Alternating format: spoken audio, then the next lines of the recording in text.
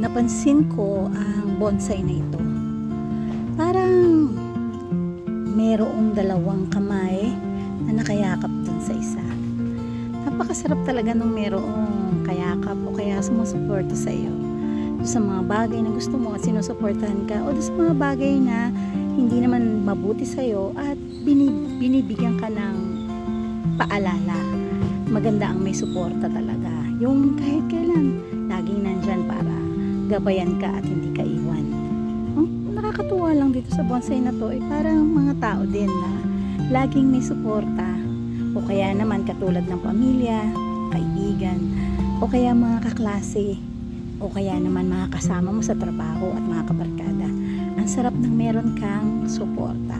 Pero higit sa lahat, ang pinakamaganda ay yung suporta na nagmumula sa Panginoon. Sabi niya nga kahit kailan hindi niya tayo iiwanan at lagi niya tayong hahawakan. Yan ang napakagandang suporta na mula sa Panginoon. Muli, ito ang ating kwentong halaman. Magandang araw!